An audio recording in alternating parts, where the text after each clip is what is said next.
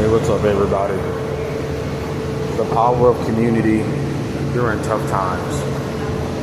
I gotta talk like this because I'm on the bus and it's loud. So just off the top of my head, I was given this topic by one of these apps to give you ideas to make videos. And being in my current state of, in all intents and purposes, say depression, just pump more videos out, hoping to get my voice out there. And, I do all of this for two reasons. Number one, money. I'm one of these people that I've been in the workforce for a long time. Not as long as others, but I've been around the way when it comes to working different jobs and experiencing different things and understanding that this social media stuff can help people out in ways that it can, people could never be helped in the past. So, and the other reason is I do this, for my conscience sake. I think a lot. I meditate, during the day a lot. And it makes me feel better when I've talked about certain things. And, I can check that off the list as far as my daily chores, going to the gym, going to work, clean up, eat, exercise, etc., etc. So the power of community during tough times. I want to say that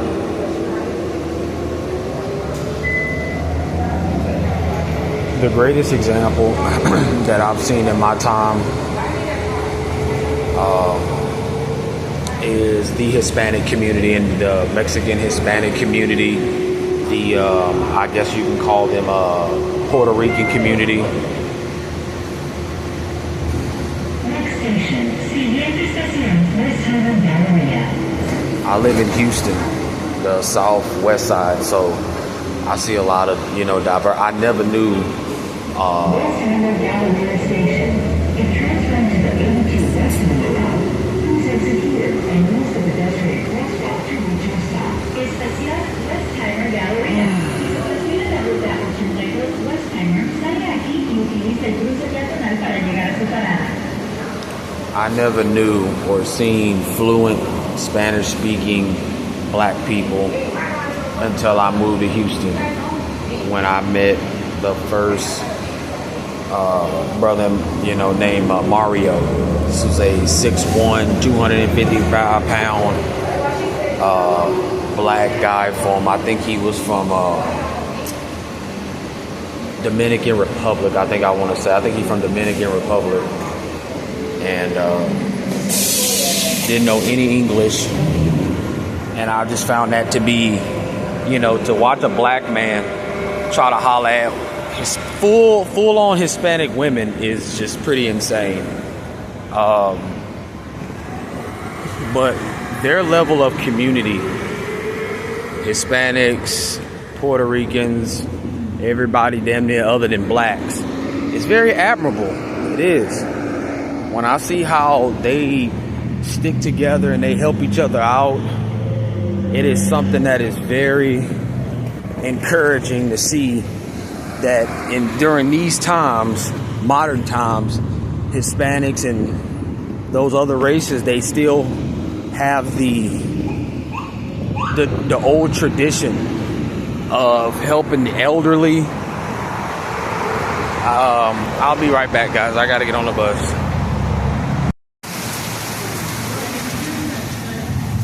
Bro, this rain just came out of nowhere, and I'm recording it because this is my favorite time of the day.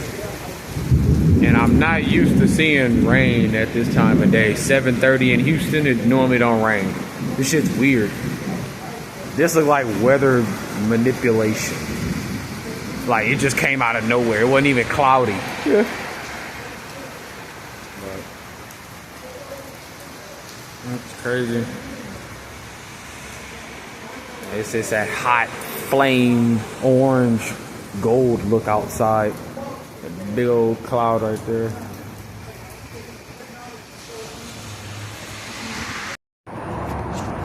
All right. So I had to go to work.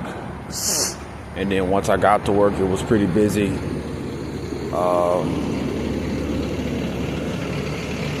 Just a quick note of what kind of day it was. It was a what I would consider somewhat of a cursed day. That yesterday, Monday, was something else, man.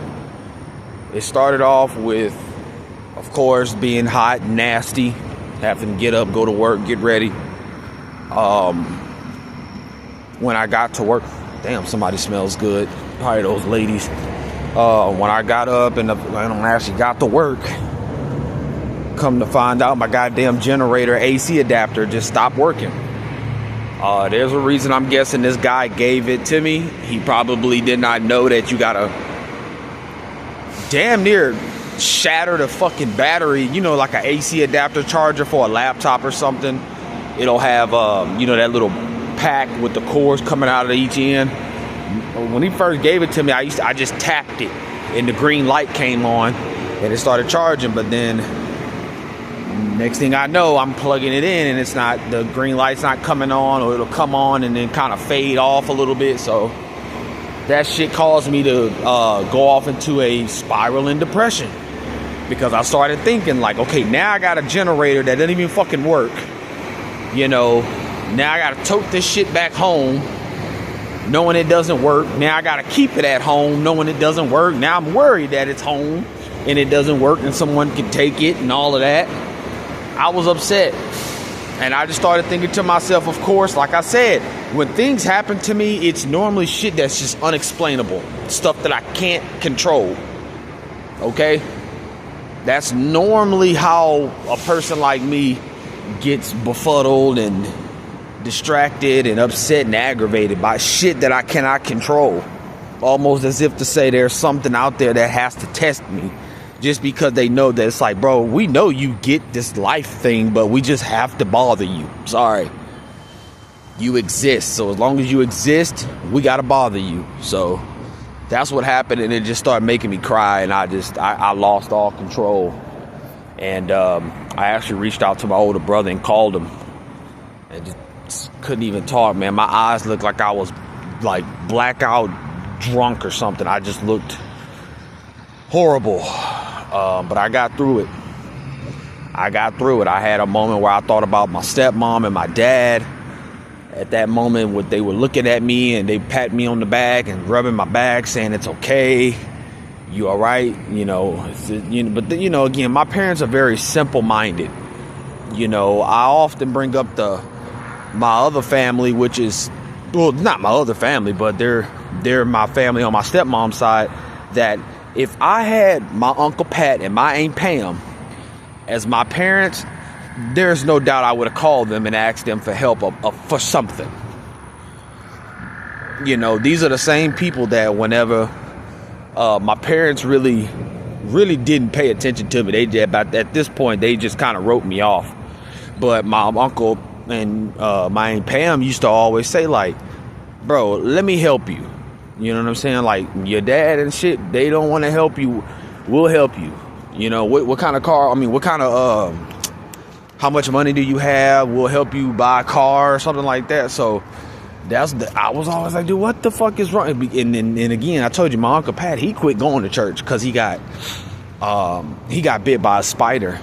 So once he became like basically bedbound after surgery, he pretty much never went back to church, which basically put him in a position where he could see life for what it is.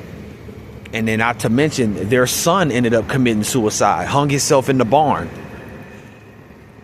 So that had the whole family just out of there, man. And so, I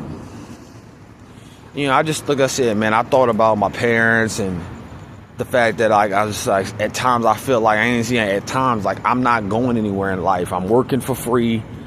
I'm basically just a leaf blowing in the wind out here, making no progress nowhere. Coming up on, I think this has now been my longest job ever. Well, probably my second. I think I'm probably my second longest job ever. I worked at the Subway over where I grew up.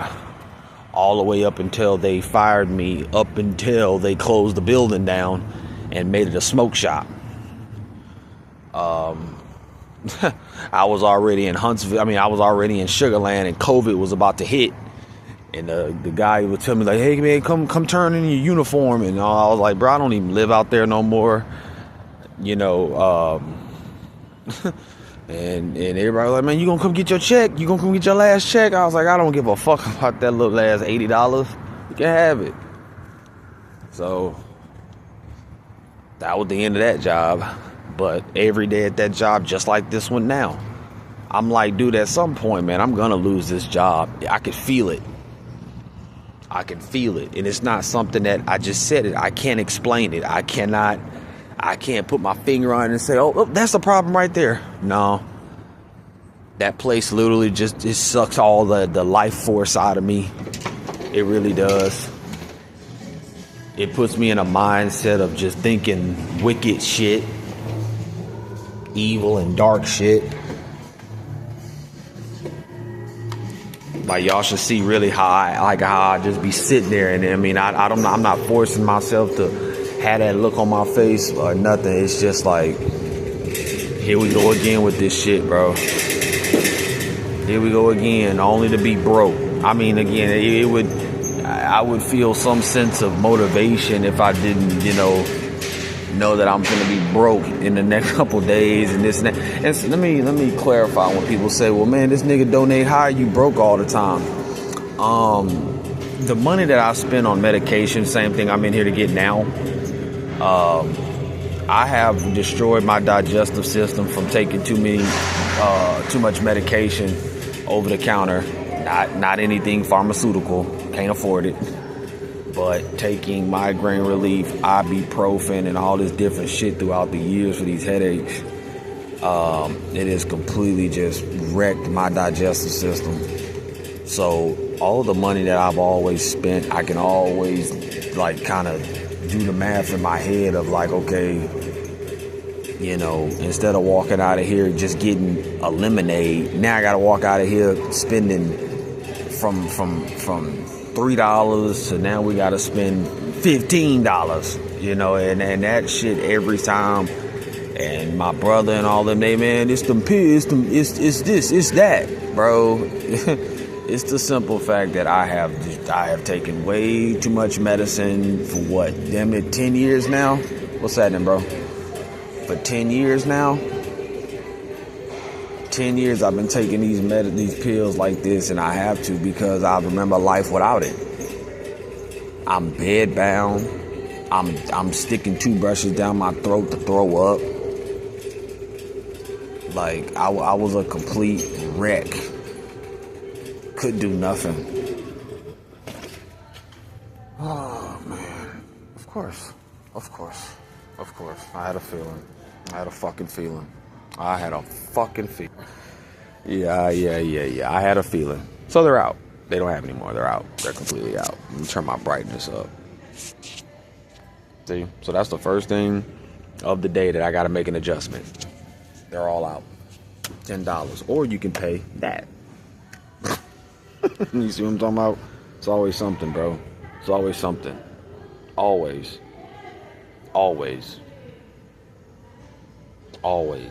I think it's been 2 days.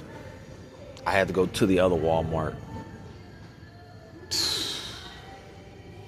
My God, bro. My goodness. I tell you, man. I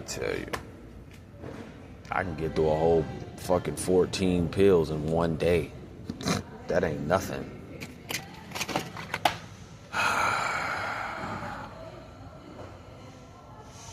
It's the same thing that I was going to have to do last night at CVS. Instead of paying $10, we're going to pay $25 for the same shit you could get for $10. Isn't that crazy? Just because it's name brand. That I got to now pay $15 extra.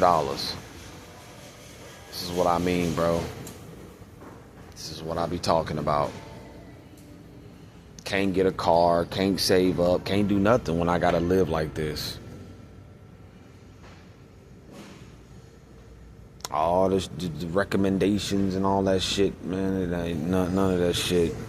None of that shit applies to me, bro. It's either take these pills or be hospitalized. It's either or. I can't believe this shit, bro.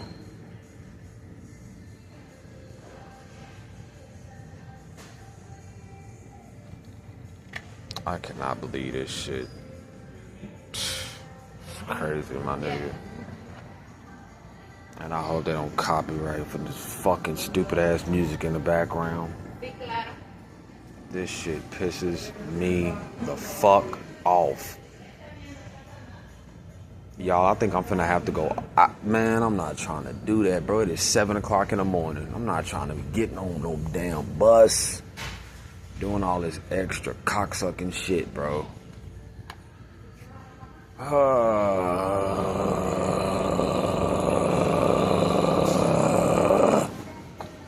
God, this shit makes me want to rage out. This shit makes me want to rage the fuck out.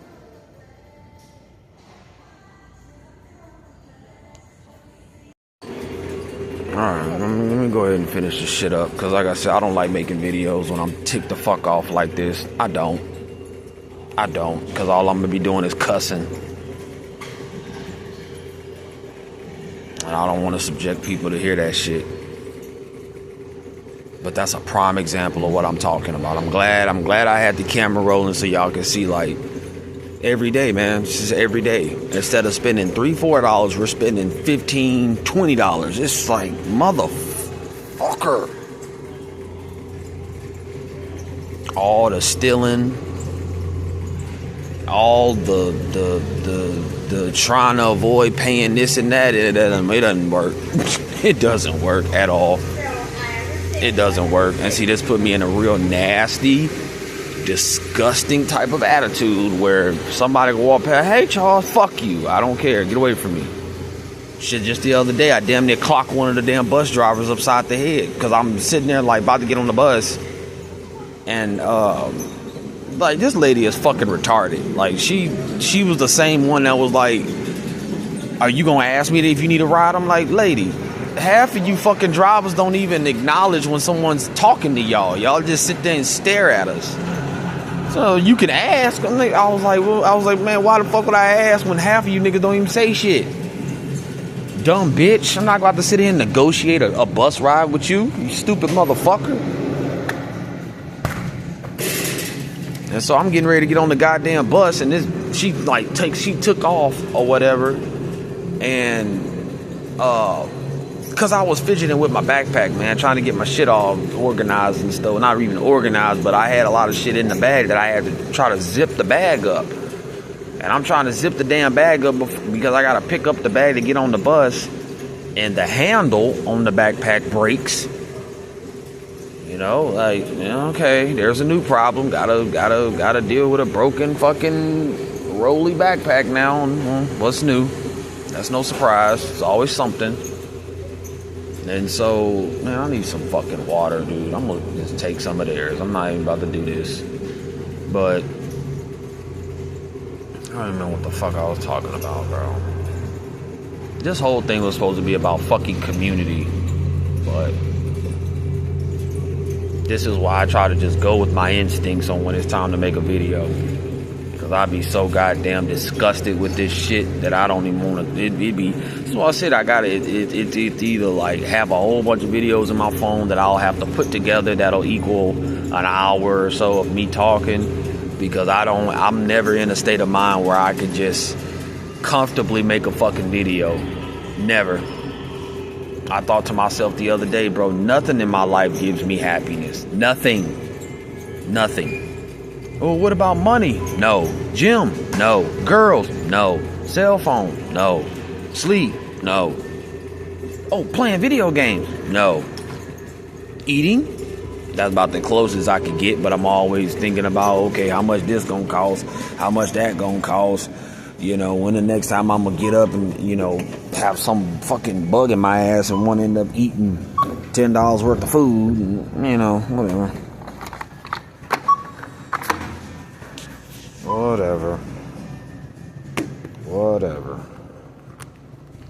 What could be, what, $2 coming in here to spend? We spending 12. My God, boy. This is what I mean. It makes me violent. It makes me, fit the stereotype of Charles is always negative and all that. You goddamn right. When I'm spending double and triple of what I don't have to spend, you fucking right, it makes me mad.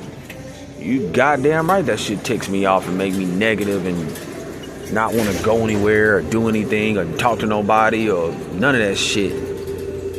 Every fucking time I go to the fucking store, we're spending $15 to fucking $20 fucking dollars every fucking day, dude. And it's getting on my last. It ain't getting on my nerves. It's gotten on my fucking nerves. A little lady right there that I just ignored. Like, that's not my personality. But because I'm disgusted, I'm in a bad mood, I don't give two shits about anybody. Hey, Charles, fuck off. I don't give a fuck. This is the state that I'm always in. I'm angry every day. I'm angry every fucking day. Every day I'm having thoughts of ripping somebody's fucking head off. Every fucking day I'm having thoughts of what am I gonna have to do today to try to get ahead. Every day. Every fucking day, dude. Every day. Every day. There's not a day that goes by that I'm just overexcited, looking forward to something. No, there's not a day that goes by. It's not a day that goes by where I'm just overjoyed and all of that. No. This is why a lot of times I look at my life and say, this fits me perfectly. I don't want to be around nobody. I don't want to walk back in somebody's house that's in the kitchen and got to look at me, walk through and say, be talking. No. In the woods by myself. Because I don't even want to put this on nobody else. I'm so tired of this life, man. So tired of it. The only thing separating me from all these other shit-headed bums I talk about is me having a job. Barely hanging on to a job. Barely. To the point where I ain't talking to nobody in that motherfucker, and it just feels like something's brewing in the background of I will not be here much longer. My brother was like, see, you should have brought your ass back home. You need to bring your ass back home. And I was like, yeah.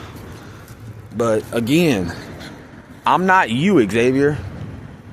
I'm not everybody's favorite nigga. So if I'm gonna come around anybody else outside of this tent, bro, I gotta make sure I'm at least in a position where I'm not always pissed off. I'm not trying to go back to mom and dad house and they dealing with, the passing of my brother, and then they gotta put up with my bittersweet attitude on top of that. Nah, man. Don't nobody deserve that shit. I told you I'd rather kill myself and exit myself from this shithole life than to put somebody through that shit. But then again, it'll crush my parents. My parents, they can't lose another child. If they do, they'll probably have to be put on psych meds or some shit. But that's just how easy it is to now have another a switch of the topic from fucking community to, man, you just ranting about how broke you always are. Yeah. Yep.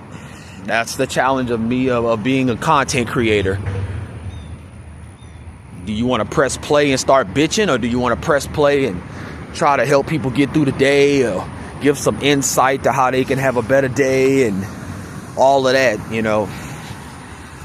A lot of this stuff boils down to, bro, if I did not have to take this medicine, and this is, if I did not have to take medicine for any fucking thing, I probably would not ever make videos, because I would have a car, I would have shit going on that I wouldn't have to look in my pockets and say, damn, I sure can use another extra $400.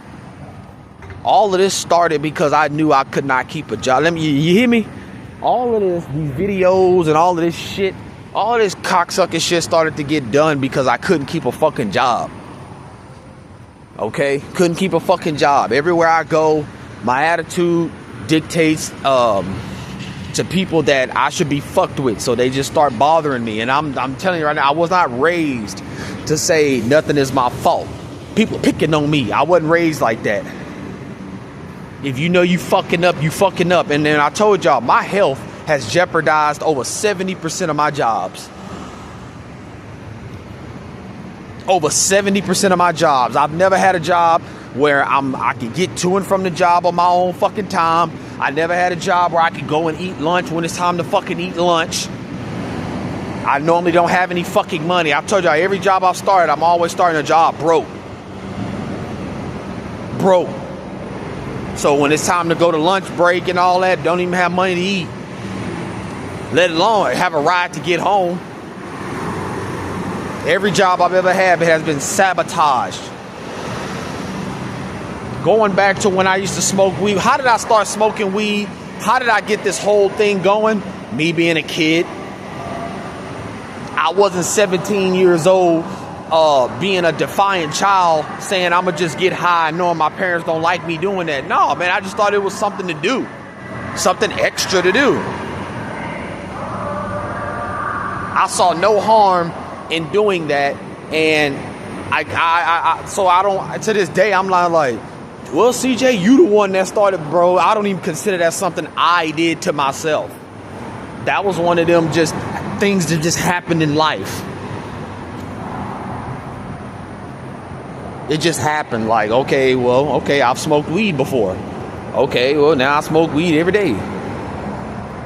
But I promise you, man, and I've never, the headaches, the body aches, again, bro, my body was torn apart. Losing my hair, having nosebleeds all the fucking time, losing my teeth. My health was being depleted. So me growing up, again, I'm in my 20s and stuff like that, and I got the body of a damn 12-year-old. And people be like, man, you need to lift some weights, man. You need to do this. I will tell them like, bro, guys, I'm more serious about weightlifting than you think I am. But it's the fact that I've torn my body apart that at the age that I'm at, the way my body looks now, how it should have been looked. The muscle mass and all of that shit, that's how it should have been looked without me ever even having to fucking lift a damn weight. That's why everybody now, when I go to Walmart, a lot of the women be like, you put on weight. You getting chubby, Charles? And I'm like, nah, I ain't getting chubby. But they see a lot of my clothes that I fill out now. Because I used to be a little Johnny Pencil neck. So, yeah.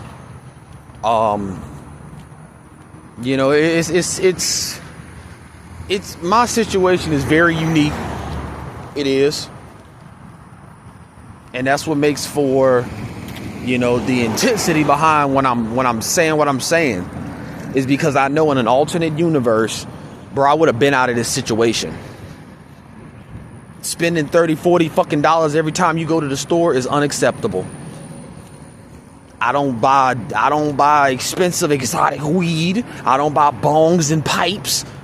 I don't drink. Oh, so you must be eating like $20 plates. No, I don't even like standing in line that fucking long. So a lot of food I eat is very basic. Chicken and rice. Pizza from work. A pack of ramen noodles every now and again does a nigga good. It's every fucking time I gotta go. It's these fucking meds, dude. You buy a $5 bottle of migraine relief that'll last you damn near 3 weeks. Okay, cool. Ibuprofen, that ain't that expensive. Okay, cool. Sinus relief, $2.52. You probably buy what, 5 of those? So what? That's what, damn near what, $20? That don't really make a difference. It's those fucking digestive pills. Okay? They're the best on the market. I don't care what you say. It's for people who deal with real bad acid reflux, and I deal with real bad acid reflux to the point where I can't. Shit, I just threw up yesterday at the gym, and that I don't never do that. But just the adding of all of that fucking pre-workout and the creatine and all of that shit, bro, I threw the fuck up. And I just went home and was like, bro, I can't train today. I'll do it again tomorrow, which I did. I just finished up what I didn't do yesterday. But, yeah, man. I hate to get on here and start bitching and complaining like this because I told you, if I did not have to take these meds, you guys wouldn't even know who I was. I would not have a YouTube channel. I would be living a normal fucking life, saving my fucking money, get a decent fucking vehicle to live in, and I would basically just go back to the life I lived before I made videos, which is watch other people's shit. Watch other people's content. Because I know I got shit to say, but it's not, I don't take myself serious where I'm like, man, I gotta get this message out. Nah, I don't care. YouTube's been around for damn near 30 years.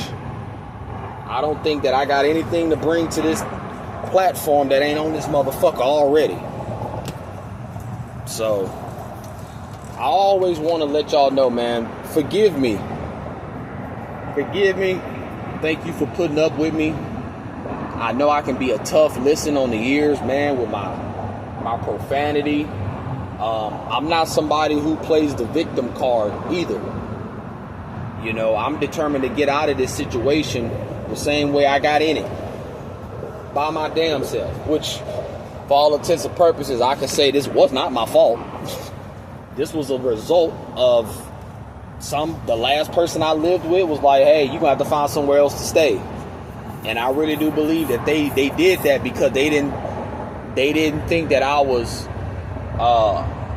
moving at a pace that they could say, oh, you know, he just staying here until he get on his feet.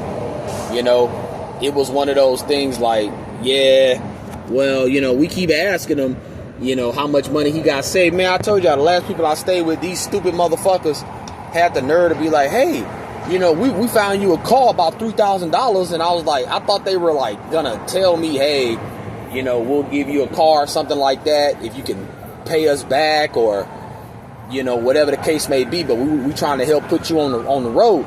Man, these niggas was like, hey, we got a deal for you. We know somebody that'll give you a car for $3,000. I'm like, dude, if I had $3,000, I wouldn't be here. If I had $3,000, Charles would not be here.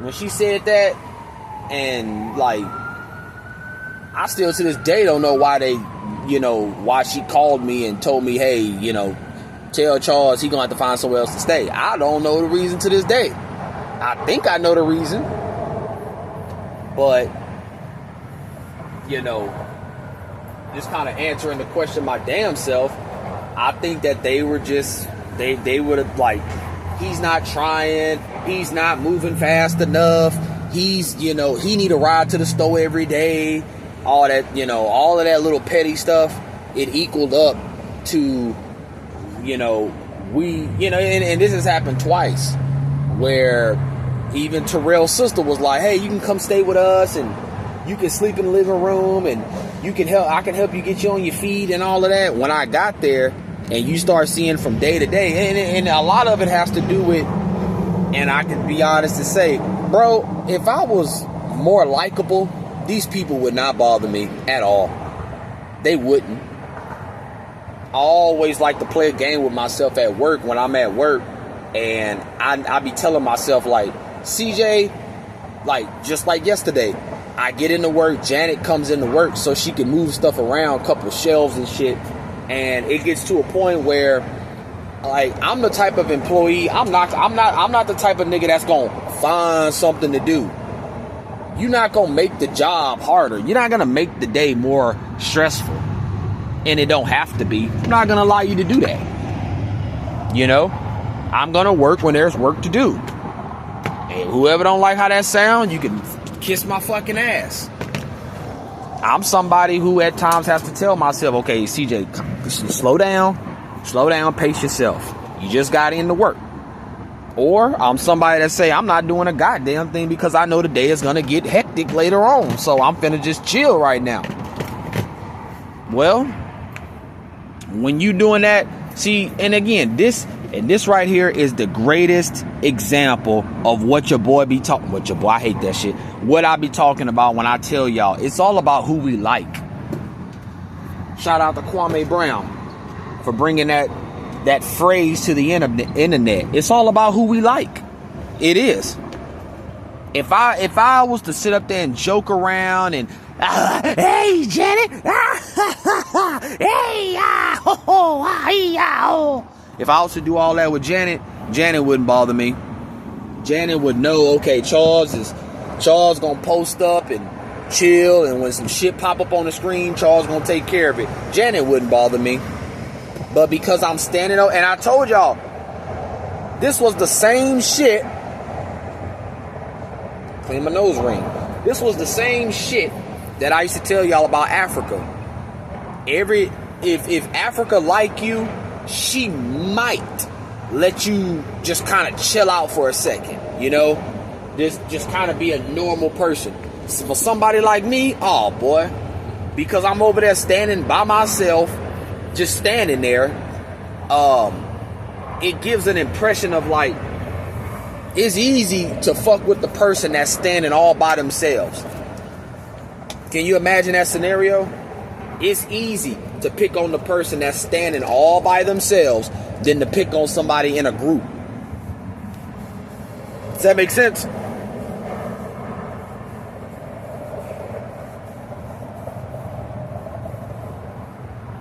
And this is how a lot of my jobs have always been.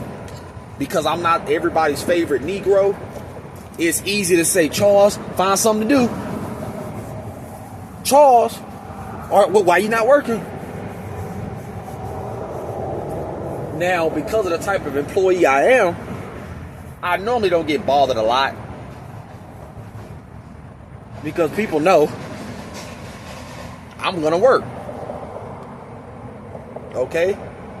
People know I'm gonna work. So a lot of times I don't get a lot of bullshit because of my consistency. It ain't like they come in and be like, yeah, well, you know, you gotta tell Charles what to do. No, Charles know how to kick it into a higher gear and get busy. But I told you, it's because of who we like. Because I'm standing over there, you know, kind of like damn near daytime meditating. She was like, Charles, are you sleeping? I was like, no. She was like, okay, find something to do. She's not even on the clock, bro. Like, she's there reorganizing shit. And I had to go up to old girl and was like, are you closing tonight? She was like, yeah, I'm closing. I was like, oh, thank God. Thank God, because I'm not in the mood for Janet's shit. And when I say I'm not in the mood for her shit, that basically means after I get done making shit, bro, I'm not going to sit up there and be looking around, what's there to do? I'm not that type of employee, bro. I don't roll like that. I don't roll like that. Nor am I on my phone like that. There's nothing going on my phone. So I'm not on my phone compulsively, bro. I'm just trying to get through the fucking day. You see what I'm saying? So like I say, like I'm not the type of person that wants to take advantage of someone's kindness. But that shit there, Charles, find something to do. That's literally because I was standing over there by myself. I promise you, if I came into work, oh, hey, how you doing? Hey, oh, I got your nose. If I came in there doing all of that, nobody would bother me, bro. Nobody would bother me at all. Everybody would, whoa, hey, Charles here. Charles, what's up? The man with a master plan. Oh, bro, the other day I had mocked Caesar to myself. I didn't do it out loud. I just did it to myself. And I mean, I made myself pissed off mocking that nigga. I already know. Hey, look, I get it. I get it though. I get it. And I'll mock him and then be quiet for like 5 minutes and hear him saying the exact same. I'm like, I was just being funny. Nope, he's in. Hey, I get it though. So you know what I'm saying? Like, I ain't the type of nigga that, you know, I got a good memory. You know, it could be some shit that happened, you know, 3 years ago. I got a good memory. Then why did you forget that I told you not to say shit to me when you tried to ask me what time I go home?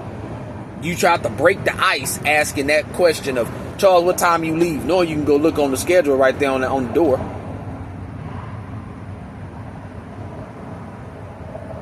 Charles, what time you leave? What does it matter to you, bitch? I told you not to say nothing to me, motherfucker.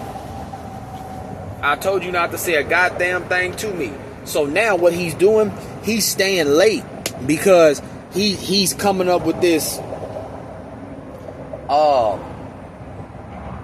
He's come up with this scheme of like, oh, okay, well now I know Charles not gonna say shit to me, so I'll just stay here and try to get my. Because I told y'all before we got into it, this nigga would basically just ride the clock. He would work. I think his schedule was from like 11 to like 6 or 7 or something like that. But see, he's everybody's favorite Negro. So Janet be like, damn near Janet be just assuming this nigga gonna stay late every day. And you see, that's the problem. Because I told y'all, why did me and Caesar get into it? Because he was frustrated. Because his black ass was up there at that damn job, and he was up there past the point that he needed to be. I had just came on the shift. And this nigga was like, he started seeing all that stuff pop up on the screen, and he knows that I don't talk, I don't, I give off a vibe of like, fuck everybody. Until you speak to me and like, hey, what's up, Charles, or whatever, then I'm like, hey, what's up? But I'm not gonna reach out and try to get everybody to be excited that I'm in the building. I don't give a fuck. I don't.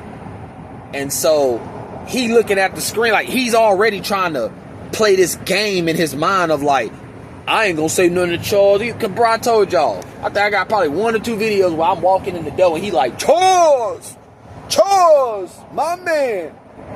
And when I didn't acknowledge his ass, or when I'd be like, that changed his whole tune to where he want to now experiment, just like my stepmom used to do.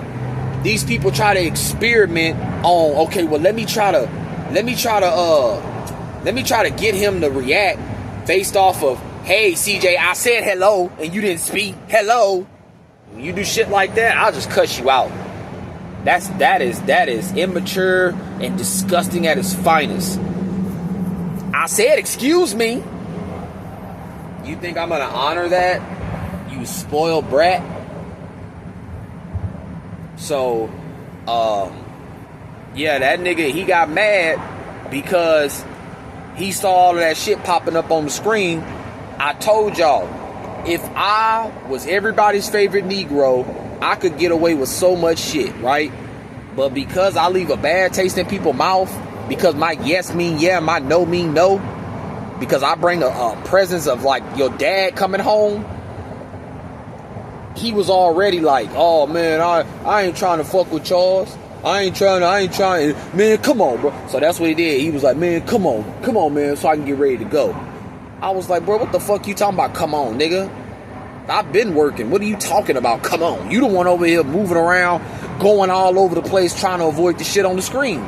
Fucking play with me. So he was like, he started saying some, but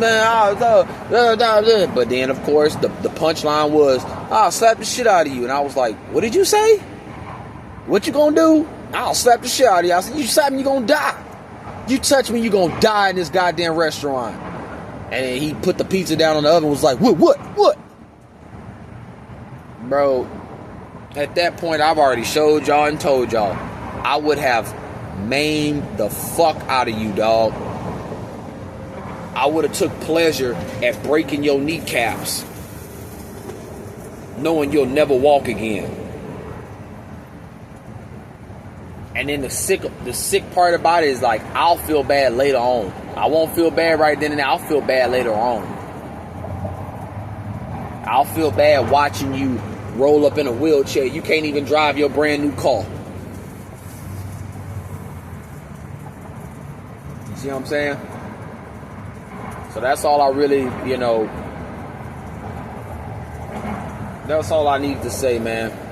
I was going to start the video talking about community and how important it is. Basically, man, community is important, but for black folk, we have no community. All right?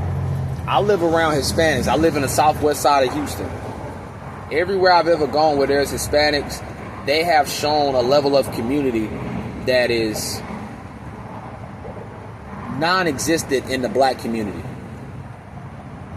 Us as black people, we have no tradition. We have no community. But what about church? That ain't community. Okay? Black folk have a dog-eat-dog mentality. It warms my heart and makes me happy when I see the way Hispanics treat each other. I tell y'all, I get on the bus sometime and I know certain niggas don't even know each other. And they get on the bus and go sit right by each other and be, hey, what are they with? And I'm like, that's crazy, man. Like, they didn't even know each other. And they already just, hanging out, kicking it and doing all of that, let alone when I go to the gym. When I go to the gym, bro, you can have a homeless Mexican dude come in there, and every Mexican dude in that gym gonna be, hey, come on, hey man, get down on the bench, man, come on, let's go. And they gonna, I remember I had a workout with one of the guys. I didn't work out with him because I don't like working out with people, but I told him, I was like, man, I'm trying to go for 6 reps, and I got to 6, and that nigga was like, come on, one more way. I was like, holy shit. I think I ended up doing like 4 extra ones on incline. He was like, good shit, man, good shit. I was like, god damn, bro. Like, I like that shit. I like that push. You know what I mean? I appreciate that, my nigga. I do. But black people, we have no community. Our community is sports, basketball in particular, clothes, dancing, thugging.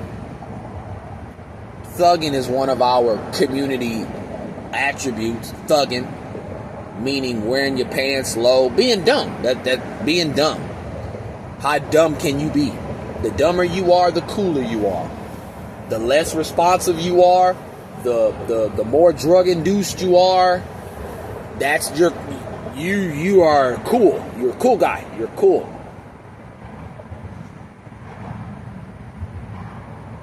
So yeah, man, I'm finna eat breakfast. Got a slice of pizza here. Sorry y'all had to see and hear all of that cussing.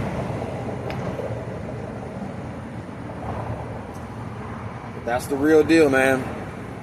That's the type of what I call supernatural shit that go on. And I told you that if these things didn't happen in my life, I would just be skating through life with no challenges at all. Everything would be easy to me, because it is. It's easy to get up on time and go to work. It's easy to work when you're at work. It's easy to get off and go and exercise and come home knowing that, you're stringing all of these days of exercise. You see your body start to morph into some comic book action figure type shit. That's a good thing to see that.